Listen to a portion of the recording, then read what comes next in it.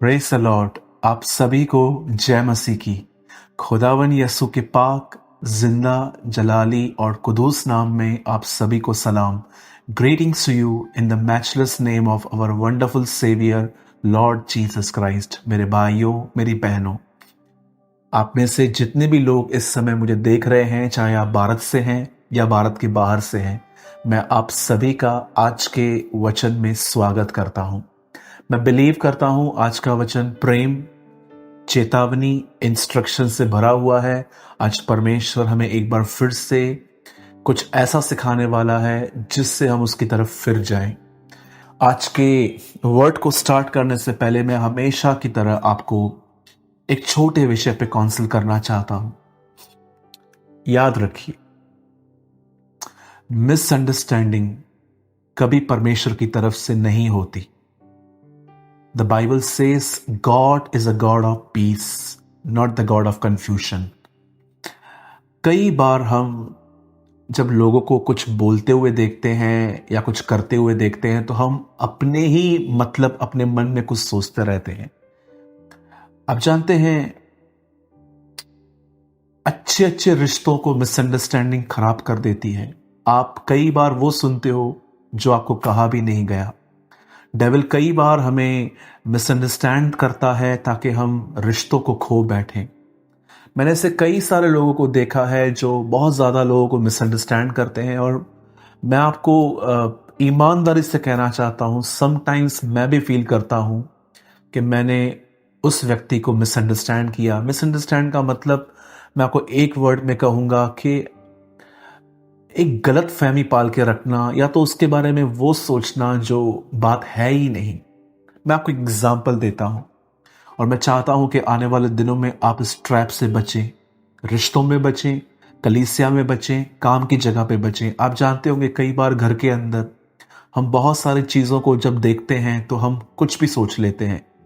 कई बार आपसे अगर एक व्यक्ति ने एक रूड वर्ड कहा तो हम उसके पूरे कैरेक्टर को जज कर लेते हैं कि ये है ही बुरा, और उसके बाद हम सोचते रहते हैं कि मेरे लिए ऐसा बोलता होगा, मेरे लिए ऐसा बोलता होगा। काम की जगहों पर भी जहां हम जॉब करते हैं, कई बार हम किसके बिहेवियर को देखकर या तो हम किसकी शक्ल को देखकर उसको रॉन्गली लेते हैं कि मुझे लगता है ये आदमी कठोर है, ये रूड है, इससे तो मुझे दूर ही रहना चाहिए। मैं आपसे पूछना चाहता हूं, क्या आपके अंदर भी इस तरह का मन है कि आप लोगों को दूर से मिसअंडरस्टैंड करते हो, उनके लिए गलत फहमियां पालते हो? मैं आज भी जानता हूं, मैंने एक बार किसको कॉल किया था, उससे मेरा फ़ोन नहीं उठाया। फिर मैंने उनको सेकंड टाइम कॉल किया, उन्होंने मेरा फ़ोन नहीं उठाया। थर्ड टाइम जब मैंने कॉल किया तब भी फ़ोन नहीं उठाया। इस बार मेरे अंदर ख्याल आया कि छोड़ दे इस आदमी को, अगर ये फ़ोन नहीं उठा रहा, इसमें घमंड आ गया है, ये बदल चुका है, अब इसके अंदर ईगो आ गया है, बड़ा व्यक्ति बन गया है। बहुत सारे ख्याल मुझे उसके अंदर आने लग गए, और जब मैंने चौथी बार थोड़ा फ्रस्ट्रेट होकर कॉल किया तो उसका फ़ोन बिजी आ रहा था। इस बार मुझे गुस्सा आ गया कि उसने मेरे कॉल्स देखे कि मेरे कॉल मिस हो गए हैं उससे, और उसके बाद भी वो मुझे कॉल बैक नहीं कर रहा, और मैं आग बबूला हो गया। और उसके बाद मैंने उनका नंबर डिलीट कर दिया। पुरानी बात है, लेकिन अगले दिन जब उन्होंने मुझे कॉल किया, तब मैंने जैसे उनका फ़ोन उठाया तो मैंने उनको बड़ा रूडली हेलो किया। उन्होंने कहा, brother I am really very sorry, मैं आपको कल कॉल बैक नहीं कर पाया। मेरी मम्मी को हार्ट अटैक आया था और हम एक अच्छे अस्पताल को ढूंढ रहे थे। जब मैंने इस बात को सुना, मैं सोच रहा था वहां क्या बात थी और मैं क्या सोच रहा था। क्या आप भी मेरी तरह हैं? उन चीजों को सुन लेते हैं, देख लेते हैं जो बातें हैं ही नहीं। जरा सोचे, कहीं डेविल आपको भी रिश्तों में, जॉब की प्लेस पे, घर के अंदर कहीं आपको उसने मिसअंडरस्टैंडिंग की स्पिरिट से तो नहीं पजेस किया है? आप जानते एक दिन क्या हुआ? बाइबल कहती है हन्ना प्रार्थना कर रही थी। आप जानते होंगे हन्ना बांझ थी, उसे बच्चा नहीं होता था। वो बहुत हर्ट थी इस चीज से। कहा ना कहा वो अपने घर के माहौल से भी डिस्टर्ब थी, क्योंकि उसके पति ने दूसरी शादी कर दी थी, और वो औरत हन्ना को कई बार ताने मारती थी और हन्ना डिस्टर्ब होती थी। एक दिन हन्ना जब प्रभु के मंदिर में गई और वो वहां पर रो रो के बिलक बिलक के परमेश्वर से दुआएं कर रही थी। आप जानते हैं वहां पर एक याजक था जिसका नाम था एली। और जब उसने हन्ना को देखा कि उसके होंठ चल रहे हैं लेकिन आवाज नहीं आ रही है, तब उसने सोचा कि ये औरत शराब पी के परमेश्वर के घर में आई है। और जानते हो उसने उसको ये बात कही भी, लेकिन हन्ना ने उसे कहा नहीं, मैं दुखिया हूं। इट मीन्स मैं अंदर से अपसेट हूं, मैं दुखी हूं, मैं टूटी हुई हूं और मैं प्रभु के सामने अपने आप को उंडेल रही हूं, मैं अपने आप को खाली कर रही हूं, मैं उससे बता रही हूं कि मैं कितनी हर्ट हूं। आप में से कितने लोग इस पैसेज के अंदर देख पा रहे हैं एक सबसे आत्मिक काम को? एली उसे किस तरह देख रहा था। हन्ना अपने जीवन का सबसे स्पिरिचुअल काम कर रही थी, लेकिन एली उसके बारे में सोच रहा था ये शराब पी रही है, ये शराब पी के आई है। कभी कभी आप सोचते हो कि वो गलत है, जरूरी नहीं है कि वो गलत है, हो सकता है हम नहीं समझ पा रहे हैं। मेरे भाइयों मेरी बहनों, किसी भी कंक्लूजन तक पहुंचने से पहले चीजों को समझें, फिर जज करें। यीशु ने कहा सही से न्याय करो, धार्मिकता से न्याय करो, मुंह देखा न्याय न करो। किसी को देखकर, किसी की इंफॉर्मेशन सुन के किसी को जज ना करें। पहले जानें कि क्या चीजें ऐसी हैं। बहुत सारे लोग आपके पास आएंगे रॉन्ग इंफॉर्मेशन लेकर, आपके लिए ऐसा बोल रहे थे और आप अपने मन में ये सोच लोगे कि ये मुझे डिसलाइक करते हैं, मुझे पसंद नहीं करते। आप सोचिए एली हन्ना में क्या देख रहा था कि वो एक शराब पी हुई औरत है जो प्रभु के मंदिर में आई है, लेकिन हन्ना अपनी लाइफ का सबसे स्पिरिचुअल काम कर रही थी, वो दुआ कर रही थी। मेरे भाइयों मेरी बहनों, आज बहुत बार शैतान हमारे कलीसियाओं में, हमारे घरों में, हमारे काम की जगहों पे हमारे अंदर ऐसे ही ख्याल देता है कि हम लोगों को मिसअंडरस्टैंड करते हैं। हम उनके लिए गलत फहमियां कि जो बातें हैं ही नहीं, हम उनके बारे में सोच लेते हैं। अगर आपके कलीसिया के अंदर कोई बहन 3 साल से आप उसे देख रहे हो और वो आपको प्रेज द लॉर्ड भी नहीं करती, जय मसीह भी नहीं बोलती, और आप सोचते हो कि ये घमंडी औरत है, ये घमंडी भाई है, एक बार जाइए उनसे पूछिए, आपको ट्रू स्टोरी पता चलेगी। मैंने अपने कलीसिया के अंदर ऐसे लोग देखे जिन्होंने सालों तक मुझसे बात नहीं की। वो आते थे, चर्च अटेंड करके चले जाते थे। कई बार मैं लास्ट में जब उनको देखता था, जैसे मैं अंतिम आशीष में देता था, वो निकल जाते थे। एक दिन मैंने एक व्यक्ति से पूछा कि आप कैसे हैं? आप जानते हैं, मैं सोचता था कि ये लोग लगता है मिलना नहीं चाहते या तो घमंड है इनके अंदर। और एक दिन 2-2.5 साल के बाद मैं एक भाई को देख रहा था कि वो मुझसे कभी मिला नहीं था, और एक दिन मैं उससे खुद मिला। तब मुझे पता चला कि उसने 3 साल पहले अपना एक छोटा बेटा जो मात्र 6 साल का था कैंसर में खोया, और वो उस डिप्रेशन में जिंदगी जी रहा था। बच्चा चला गया था पर यादें नहीं गई थी, और उस हादसे ने उसे ऐसा बना दिया था कि वो बड़ा दुखी था। और उसने मुझे बताया, उसने कहा ब्रदर, मुझे वचन बहुत होप देता है, इसलिए मैं आपके पास आता हूं। लेकिन मैं क्या सोच रहा था, दूर से देखकर लोग वो जज करना बंद करें, बातों को जाने। Don't be like a Eli, be like Jesus, जिसने एक स्त्री को देखा जब फरीसी उसको उसके पैरों पे फेंक कर चले गए कि इसने व्यभिचार किया है। फरीसियों ने ये देखा, इसने व्यभिचार किया है। यीशु ने ये देखा, उसने क्यों किया है। एंड उसने वहां पर कवर्नेंट्स चेंज की। पुराने नियम की वाचा उंगलियों से लिखी गई थी पट्टियों पर, अब नए नियम में यीशु नीचे लिखने लग गया। जरा सोचिए, वो खुद अपनी वाचाओं को बदल रहा था। मैं बिलीव करता हूं कि यीशु जो एक नई वाचा का महायाजक है, एक नई वाचा का जामिन है, वो न्यू कवर्नेंट लेकर आया है। वो उंगलियों से लिखना हमें दिखा रहा था कि देखो अब कवर्नेंट्स बदल रही हैं। मैं तुम्हें पुराने नियम में नहीं रख रहा है जहां पर लिखा था कि अगर माँ बाप को बुरा कहो तो मार डाले जाओ, लेकिन मैं तुम्हें अनुग्रह में लाया हूं जहां तुम्हें क्षमा मिली है, और क्षमा एक बेस पे मिली है ताकि तुम इस प्यार को देखकर बदल पाओ। मेरे भाइयों मेरी बहनों, किसी के लिए अंदर गलत फहमियां ना पाले, चीजों को जाने, एली की तरह ना बने। आइए, मैं आज के वर्ड में आपका वेलकम करता हूं। मैं बिलीव करता हूं आज का वचन आप में से हर एक को एक रोशनी देगा। और अगर आप यूथ हैं, अगर आप एक यंग पर्सन हैं, मैं आपको कहना चाहता हूं, दोनों आंखों को बिल्कुल खोल के, कानों को बिल्कुल खोल के अच्छे से आज के वर्ड को सुने। मुझे लगता है ये वर्ड यूथ के लिए काफ़ी बेनिफिट्स लेकर आएगा। मैं चाहता हूं सबसे पहले आप मेरे साथ खोल लें, उसके बाद हम दुआ करेंगे, फिर हम वर्ड शेयर करेंगे। मैं चाहता हूं आप सब मेरे साथ खोलिए इब्रानियों की किताब और उसका 10वां अध्याय। आइए हम दुआ करेंगे। सर्वशक्तिमान प्रभु परमेश्वर, हम आकाश और पृथ्वी के मालिक, हम यीशु के नाम में तेरे पास आते हैं। प्रभु, हम एक विद्यार्थी की आत्मा में आते हैं, न कि शास्त्रियों की आत्मा में जो सोचते थे हम सब जानते हैं। लेकिन प्रभु, हम एक विद्यार्थी की तरह, मरियम की तरह आपके पांव पे बैठ के आपसे कुछ लर्न करना चाहते हैं। प्रभु जी, हमें ब्लेस करें, हमें आशीष दें, हम पर दया करें। आज अपने वचन के द्वारा सच्चाई को प्रकट करें प्रभु जी, क्योंकि आपने कहा पवित्र आत्मा संपूर्ण सत्य तुम्हें बताएगा।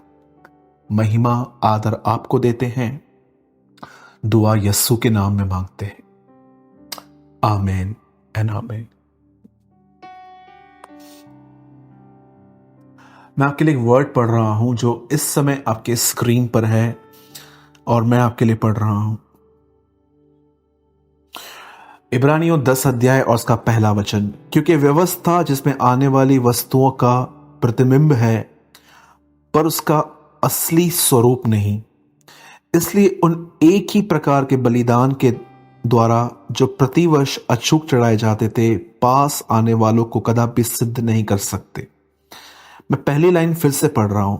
क्योंकि व्यवस्था जिसमें आने वाली अच्छी वस्तुओं का प्रतिबिंब है, पर उसका असली स्वरूप नहीं। एक ट्रांसलेशन में लिखा गया है, व्यवस्था आने वाली बातों की छाया थी, शेडो। अब ध्यान दीजिए,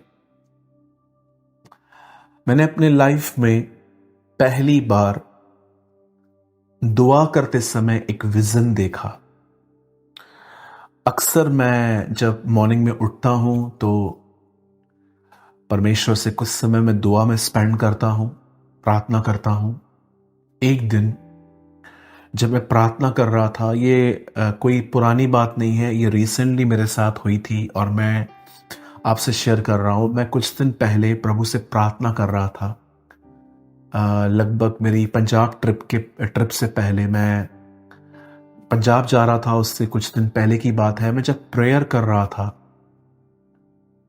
तब मैंने ये बात देखी कि अचानक मुझे ऐसा लगा शायद कि मेरी जो पूरी बॉडी है वो पूरी ठंडी हो गई थी और बिल्कुल कूल हो गई थी बॉडी मेरी। और मैं जब दुआ कर रहा था, अचानक मैंने मेरी आंखें बंद थी, लेकिन मैं एक दर्शन देख रहा था और मैंने उस दर्शन में देखा कि एक शहर है और जिस शहर पर बूढ़े, औरतें, यंगस्टर्स, छोटे बच्चे और इवन मैंने कुछ एनिमल्स भी देखे। और जब मैं ये ड्रीम देख रहा था कि एक शहर है और छोटा सा हिस्सा शहर का मैं देख पा रहा हूं, जैसे कि आप अगर एक पहाड़ पे चले जाएं तो आप पूरे शहर को नहीं देख सकते, लेकिन कुछ हिस्सों को देख सकते हैं। मैंने दुआ के अंदर ये विजन देखा कि मैं एक शहर देख रहा हूं और उस शहर में मैंने बूढ़े, बुजुर्ग, औरतें, बच्चे और कुछ जानवर मैंने उस शहर में चलते हुए देखे। और मैं कंटिन्यू देख रहा था। मैं ये तक देख रहा था कि कड़ी धूप थी और अचानक मैंने क्या देखा कि एक ऊपर से एक आग गिरी और जैसे वो आग गिरी, मैंने देखा कि उस आग में आग उतरने के बाद मैंने क्या देखा कि वो पूरी जमीन काली हो गई। और अजीब बात मैंने ये देखी, उसके बाद उस पूरे छोटे से हिस्से में मुझे कोई नहीं दिखा, सब के सब गायब हो गए और वो जमीन पूरी काली हो चुकी थी, ब्लैक हो चुकी थी। जब मैंने ये दर्शन देखा, उसके बाद परमेश्वर मेरा गवाह है, मैं ये बात आपको अपनी बड़ाई के लिए नहीं बता रहा हूं, लेकिन जस्ट मैं अपने विजन को क्लियर कर रहा हूं। मैंने कुछ दिन फास्टिंग की और अचानक जब मैंने फास्टिंग की और मैंने प्रभु से पूछा, प्रभु आपने पहली बार मुझे दुआ के अंदर कुछ दिखाया है, क्या आप मुझे बता सकते हैं कि इसका अर्थ क्या है? तब एक आवाज जो मैंने सुनी वो ये थी, इब्रानियों 10:1 पढ़। और इब्रानियों 10:1 में लिखा गया है, लिखा है आने वाली अच्छी वस्तुओं का प्रतिबिंब। इट मीन्स पुराने नियम में जो भी बातें लिखी गई हैं, वो बताई गई हैं, वो शेडो है जो चीजें नए नियम में होने वाली हैं। मैं आपको एग्जाम्पल देना चाहता हूं। पुराने नियम के अंदर जब मेमने को काट के उन्होंने अपने चौखट पर ब्लड लगाया इज़राइल को लोगों ने, ये साइन था और ये एक शेडो था कि कैसे यीशु आएगा, ब्लड बहाएगा और हम बचाए जाएंगे। ओल्ड टेस्टामेंट में आप जब पढ़ते हैं कि मूसा ने एक पीतल का सांप बनाया और जिन भी लोगों को सांप काट चुके थे, जब उन्होंने वहां देखा तो वो चंगे हो गए, जो साइन है कि जीसस कैसे उस स्नेक को, उस शैतान को, उस सांप को क्रूस पे हराएगा।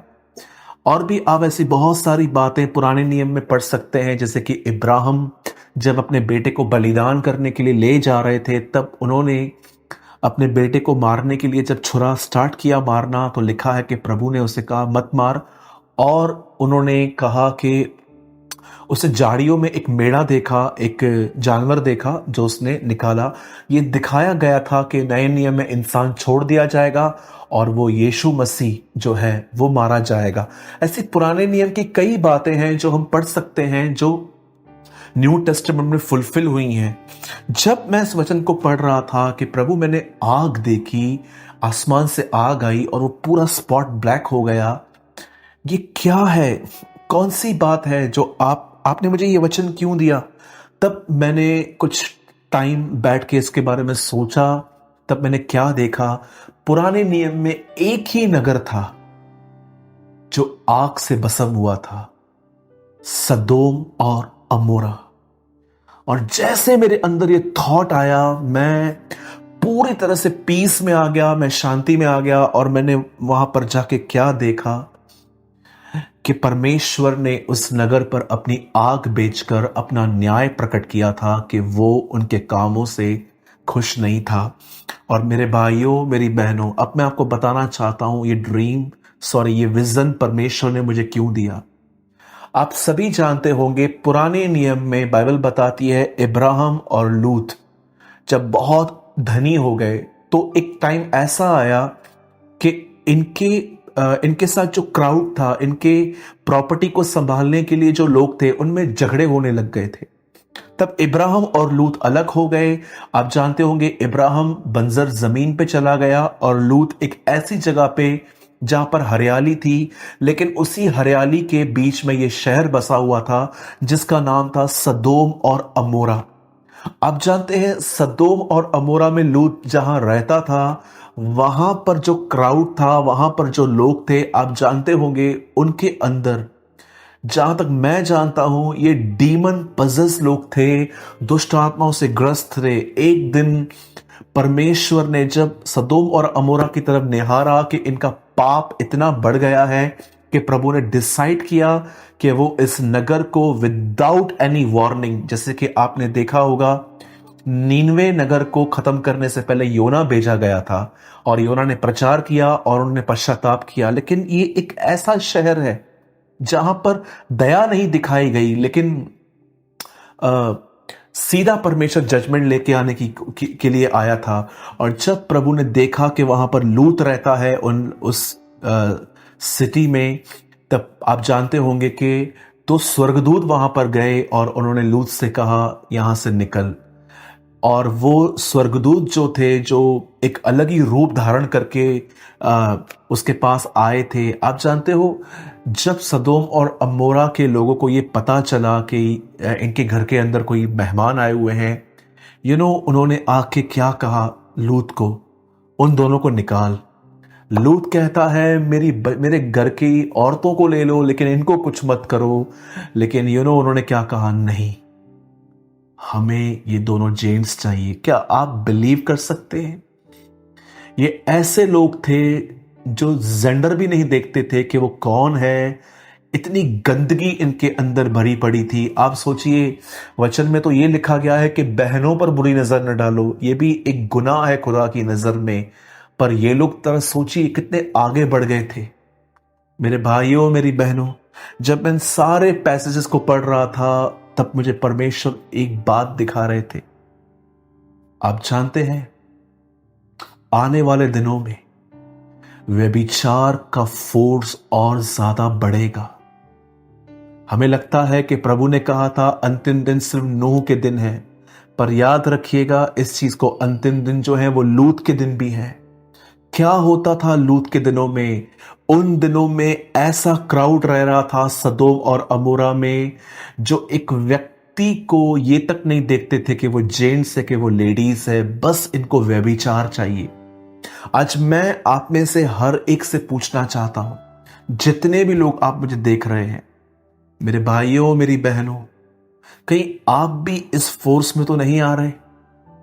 परमेश्वर ने मुझे एक विजन दिया दुआ के अंदर कि कैसे एक शहर के ऊपर आग गिरी, और उसके बाद परमेश्वर ने मुझे वचन में लीड किया कि सूरज देख कैसे उन दिनों में ये व्यभिचार बढ़ रहा था, और जैसे ये चरम पे पहुंच गया मैंने उसको खत्म कर दिया। आज वही टाइम में हम जी रहे हैं। मैं आप में से हर यूथ को, मेरे भाई और बहन को, मैं आप में से हर एक को बताना चाहता हूं, जितने भी लोग मुझे इस चैनल के माध्यम से देख रहे हैं, मैं आपको सबको बताना चाहता हूं, आने वाले दिनों में व्यभिचार की आत्मा और स्ट्रांग हो जाएगी हमारे बीच में।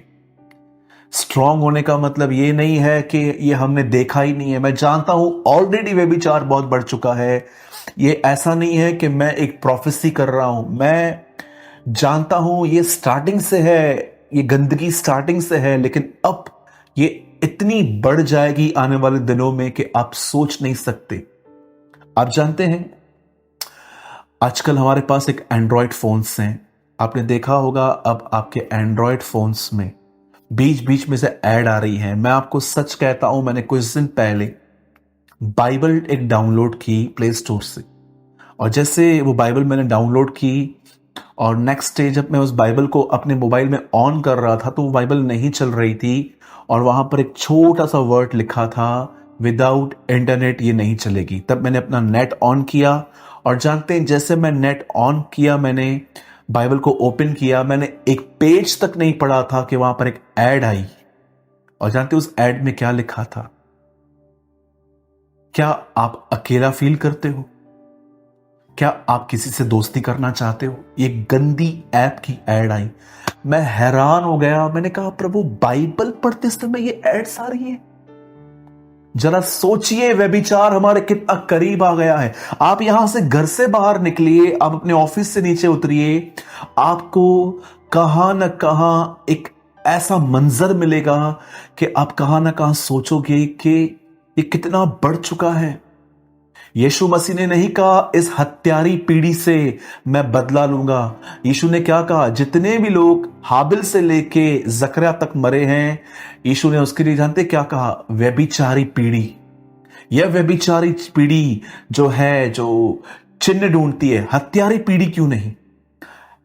मर्डरर जनरेशन क्यों नहीं कहा? एडल्टर जनरेशन क्यों कहा उसने? क्योंकि प्रभु जानता था यही गुनाह है जो बहुतों को हेल में लेके जाएगा। आपने पढ़ा होगा पैसेज में, यहां आसपास में ही लिखा है, जहां पर यह लिखा है कि जितने लोग हाबिल से लेके जकरिया तक मरे, उन सबका लेखा मैं इन्हीं लोगों से लूंगा। कुछ मैंने आगे पढ़ा, वहां लिखा था यह व्यभिचारी पीढ़ी चिन्ह ढूंढती है। आप देखिए, आपके फोन में व्यभिचार आ रहा है। आप नीचे उतरेंगे, आपको जरूर कुछ ऐसी बहनें मिलेंगी जिनके अंदर बहुत ही लस्ट दिखेगी आपको उनके अंदर, या उनके कपड़े पहनने का तरीका बड़ा गंदा है। या मेरी बहनों, कई बार आप नीचे उतरोगे, आप देखोगे कुछ लोग आपको घूर घूर के देखेंगे। आप देख रहे हैं इन दिनों में लस्ट कितनी बढ़ गई है। आपके आपके फोन में ऐसे वीडियो हैं, बाहर ऐसा माहौल है। कई बार देखिए, शैतान जब आप रात सो जाते हो तो आपके पास्ट के किए गए गुनाहों को आपको बार बार याद करवाता है, और कई लोग उन विचारों में फंस के पाप करते हैं, पोर्नोग्राफिक वीडियो देख लेते हैं, या तो कई लोग अपने ओल्ड अफेयर्स को जो वो तोड़ चुके हैं लौट चाहते हैं। मेरे भाइयों, मेरी बहनों, मैं आप में से आज हर एक को अलर्ट कर रहा हूं। ये मत सोचिए कि आप एज में बड़े हैं तो आप बिल्कुल फ्री हो चुके हैं। मैं आप में से हर एक को कहना चाहता हूं, ये एक ऐसा गुनाह है जो हमारे शरीर को बहुत पसंद है। जब मैंने अपनी दुआ के अंदर वो विजन देखा, उस विजन के बाद मैंने प्रार्थना की, और प्रार्थना में मुझे ये वचन मिला कि सूरज पुराने नियम में खोज। और जब मैं पुराने नियम में खोज रहा था तो मैंने क्या देखा, एक ही नगर था, सदोम और अमोरा, जो इसी तरह खत्म हुआ था, और प्रभु मुझे आज का मंजर दिखा रहा था। और जब मैंने पढ़ा कि वहां पर क्यों ये सब हुआ, तो मैंने देखा कि वो लोग एक ऐसी स्टेज पे पहुंच गए थे जहां पर वो ये न देख रहे थे कि औरत कौन है, जेंट्स कौन है। वो गंदे काम करते जा रहे थे, शारीरिक अभिलाषों में पड़ते जा रहे थे। मैं जब ये सब पढ़ रहा था तब परमेश्वर ने मुझे इंस्पायर्ड किया ये कहने के लिए आप सभी को, और मुझे भी उन्होंने कहा कि आने वाले दिनों में, स्टार्टिंग से व्यभिचार बहुत है लेकिन आने वाले दिनों में ये और बढ़ेगा। अब मैं सारे विश्वासी भाई बहनों को एक मैसेज देना चाहता हूं। हो सकता है अविश्वासियों के लिए तो ये लाइफस्टाइल बन चुकी है। आप जाइए, किसी से मिलिए, अपने अविश्वासी नॉन क्रिश्चियन से आप उन्हें कहिए कि आपने गर्लफ्रेंड रखी है, आपने बॉयफ्रेंड रखा है। हां, तो फिर क्या हुआ, इसमें क्या गलत है। पर आप जानते हो, अब बिलीवर्स जो हम लोग हैं, जिसको उसने अपने लहू से खरीदा है, हम ऐसा बिहेव नहीं कर सकते, हम इन कामों में नहीं आ सकते। ये खुदा के खिलाफ है। मैं आप में से हर एक को कहना चाहता हूं, अगर आप में से कोई भी ऐसा है जो व्यभिचार से इन दिनों में लड़ रहा है, इन दिनों में आप पुराने ख्यालों से लड़ रहे हैं, या आप देख रहे हैं कि आप एक ऐसे ऑफिस में काम करते हैं जहां पर आपके इर्द गिर्द वुमेन्स हैं और आप टेम्प्ट होते हो, या आप एक ऐसी बहन हो कि आप दूसरों की तरफ अट्रैक्ट हो रहे हो, मैं आप में से हर एक को एक एडवाइस देना चाहता हूं। मेरे भाइयों, मेरी बहनों, परमेश्वर से अनुग्रह मांगे। वह अनुग्रह आपको स्वयं की इच्छाओं में मरने में मदद करेगा। आपने देखा, वह पतरस जब विदाउट ग्रेस यीशु के साथ घूमता था, तब उसी पतरस जिसने यीशु से वादा किया था कि वो उसके साथ मरेगा और अगर जेल भी जाना पड़े तो भी चलेगा, लेकिन यही पतरस ये कह के वहां से भागा कि वो उसे नहीं जानता जब यीशु अरेस्ट हुआ। ये वह लाइफ है जो ग्रेस के साथ नहीं है, जब वो विदाउट ग्रेस, बगैर अनुग्रह के जी रहा था। लेकिन वही पतरस जब अनुग्रह में आया तो उसी ने सबको कहा कि तुमने उसे मारा है, उसका मैं गवाह हूं। अब ये पतरस बोल्ड हो गया, अब ये पतरस होशियार हो गया, अब ये पतरस साउंड माइंड हो गया। क्यों? क्योंकि अनुग्रह मिला, अनुग्रह ने उसे बोल्ड किया। अनुग्रह ही परमेश्वर की आज्ञाओं पर चलने में मदद करता है। हम लोग कई बार वचन सुनने के बाद डिसीजंस लेते हैं कि प्रभु बस मैं आखिरी बार पाप कर चुका हूं, अब मैं नहीं करूंगा, अब मैं उसका नंबर तक डिलीट कर दूंगा, मैं ये कर दूंगा, मैं वो कर दूंगा। नहीं हो पाता, स्वयं की ताकत से ये नहीं हो पाता। पौल कहता है, उद्धार अगर व्यवस्था से होता तो मसीह का आना व्यर्थ था। आप जानते हैं, कई बार हम किसी बहन को देखते हैं या कोई बहन भाई को देखती है, कई बार हम किसी छूते नहीं हैं, हम टच नहीं करते, लेकिन कई बार हम अपने मन ही मन उन लोगों के प्रति गुनाह करते हैं, पाप करते हैं। यीशु ने कहा, अगर तुमने देखा और सोचा अपने मन में कुछ, तुम पाप कर चुके। आप सोचिए, आप अपने आप को टच करने से रोक सकते हो, लेकिन यहां पर आप खुद को कैसे रोकोगे? इसके लिए आपको परमेश्वर का अनुग्रह चाहिए। और अगर आप नहीं जानते हैं कि अनुग्रह क्या है, तो मैं आपको एक लाइन में बताना चाहता हूं, अनुग्रह पवित्र आत्मा समय है। जब पवित्र आत्मा आपकी मदद करना स्टार्ट करता है गंदे ख्यालों से लड़ने के लिए, बॉडीली डिजायर्स को ना कहने के लिए, उस हेल्प को हम ग्रेस कहते हैं, अनुग्रह कहते हैं। मैं आप में से हर एक को कहना चाहता हूं, मेरे भाइयों, मैं हमेशा की तरह अपनी मीटिंग इसी विषय पे खत्म करना चाहता हूं। दुआ करें, परमेश्वर का वचन पढ़ें, उपवास करें, प्रभु की आराधना करें, हर संभव प्रयास कीजिए, हर कोशिश कीजिए अपने परमेश्वर से जुड़ने की। उसने क्या कहा, यदि तुम मेरे साथ जुड़ोगे तो तुम बहुत सारा फल लाओगे। मैं आप में से हर एक को कहना चाहता हूं, पवित्रता खुद पैदा नहीं की जा सकती, वो खुदा का एक फल है और वो हमें अपनी पवित्रता देता है, और वो ये तब देता है जब हम उससे जुड़ते हैं। और जोड़ने में हमें ये बातें हमें बेस बनाने में काम आती हैं। प्रार्थना, वचन, प्रभु के साथ एक हो जाना।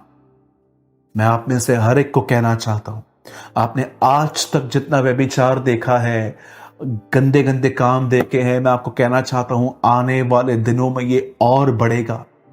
आने वाले दिनों में आप देखिए, लड़का लड़के से शादी कर रहा है, लड़कियां लड़कियों से शादी कर रही हैं। आजकल कुछ लोगों ने तो इसे कुछ गवर्नमेंट से इसको लीगलाइज कर दिया है। इट्स ओके, जिसको जो करना है कर सकता है, पर हम मसीहों के लिए ये नहीं है। बगैर शादी के लोग रह रहे हैं आज। ट्रस्ट मी, मसीह भी लोग हैं ऐसे। There are nominal Christians. मुझे तो ऐसे लोगों को मसीह कहते भी शर्म आती है, जो लोग खुदा में हैं और विदाउट मैरिज रहते हैं। अगर आप एक ऐसे व्यक्ति हो, मैं आपको मुंह पे कहना चाहता हूं, शेम ऑन यू। तुम्हें शर्म आनी चाहिए। तुम परमेश्वर के नाम को खराब कर रहे हो। आज भी मौका है, आज भी चांस है, आपके पास लौट आइए, माफी मांगिए उससे। इवन मैं आपको कहना चाहता हूं, मेरे भाइयों, हर बहन को पूरी पवित्रता से बहन समझो। मेरी बहनों, हर भाई को भाई मत कहो, उसे भाई समझो। इनसाइड होने दीजिए कि हम पवित्रता में सृजे जाए हैं। हम पवित्रता ही हमारा श्रृंगार है, हम पवित्रता में चलते रहें। मैं आपको फिर से कहना चाहता हूं, भले ही हो सकता है कि आप किसी छूते नहीं हैं, पर आप इनसाइड एक सीक्रेट लस्ट में हैं। आप मन ही मन किसी के साथ गुनाह कर रहे हैं। मैं आपको कहना चाहता हूं, चाहिए, हमारा परमेश्वर प्रेमी है, हमारा परमेश्वर दयालु है, हमारा परमेश्वर अनुग्रहकारी है। यह मत सोचिए कि अगर आपसे व्यभिचार हो गया तो वो आपसे नफरत करता है। ये शैतान है जो हमें कंडेम करता है कि तू गुनहगार है, तू ऐसा है, तू वैसा है।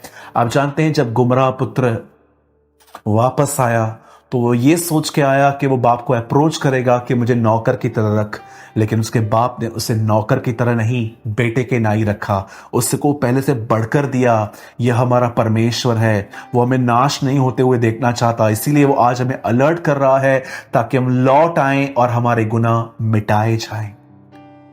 चाहे आप कितने भी बड़े व्यभिचारी क्यों ना हो, मैं आप में से हर एक को कहना चाहता हूं, परमेश्वर आज भी आपसे प्रेम करता है। यदि आप ईमानदारी से उसके सामने मान लेंगे कि हां, मैंने गुनाह किया है, वो आपको माफ भी करेगा, वो आपको साफ भी करेगा, वो आपको पवित्र आत्मा से भी भरेगा।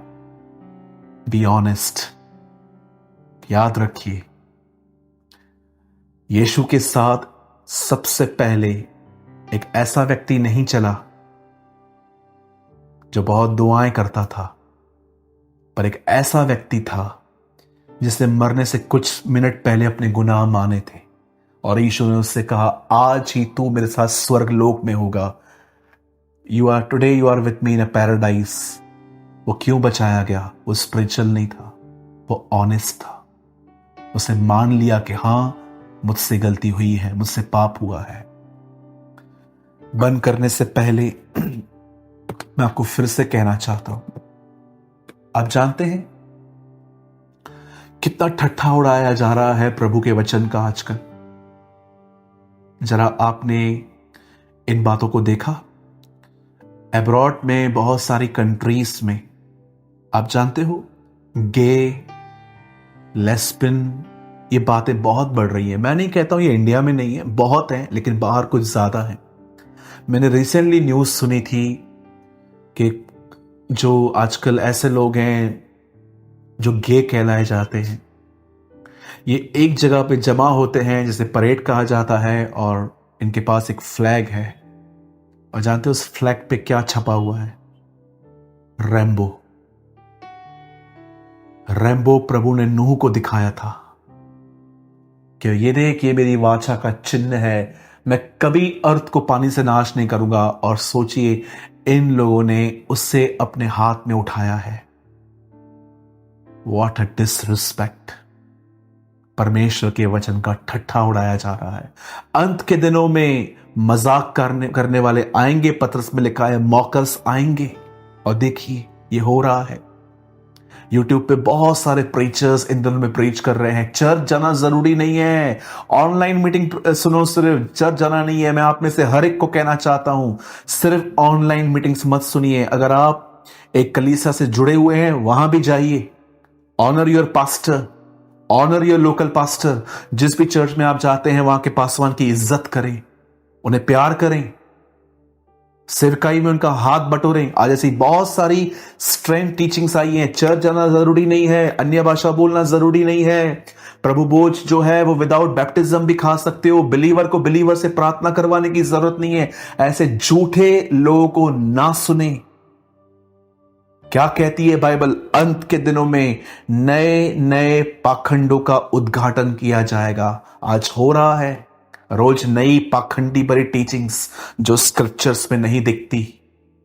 मैं आप में से हर एक को कहना चाहता हूं, मेरे भाई मेरी बहन, मैंने एक विजन देखा है। उस विजन में मैंने देखा है कि आग गिरी है, और खुदा ने मुझे स्क्रिप्चर्स के थ्रू शो किया कि ये सदोम और अमोरा की तरह है। व्यभिचार उन दिनों में बढ़ रहा था, और व्यभिचार आने वाले दिनों में भी बढ़ेगा। अलर्ट हो जाइए मेरे विश्वासी भाई बहनों। मैं स्पेशली ये वीडियो आप मसीह भाई बहनों के लिए बना रहा हूं। जैसे यीशु ने भी कहा कि अपने अपने विश्वासी चेलों के लिए, मैं सबके लिए प्रार्थना नहीं करता, परंतु मैं उनके लिए करता हूं जो तूने मुझे दिए हैं। मैंने ये वीडियो स्पेशली बिलीवर्स के लिए बनाया है। Be alert, these are the last days. खुदा के साथ जुड़िए। प्रभु मैं आपको धन्यवाद देता हूं। आइए हम दुआ करेंगे। प्रभु मैं आपको धन्यवाद देता हूं क्योंकि आप हमसे प्रेम करते हैं। मैं विनती करता हूं प्रभु, धन्यवाद देता हूं कि आज के वचन के द्वारा आपने हमसे बातें की हैं। होने दे प्रभु कि हम इन गुनाहों से, ओ प्रभु, मन में होने वाले पापों से, शरीर में होने वाले पापों से, ओ मैस्ट्रिब्यूशन जैसे सिंस से प्रभु जी हम दूर रहें, पवित्रता में बढ़े, तेरी तरह बने, ताकि जब तू आए तो हम उठाए जाएं। मेरे हर भाई और मेरी हर बहन को तू ब्लेस कर। कोई भी व्यक्ति को व्यभिचार की आत्मा अपनी तरफ न ले पाए प्रभु, हम आपसे विनती करते हैं यीशु के नाम में, आमीन।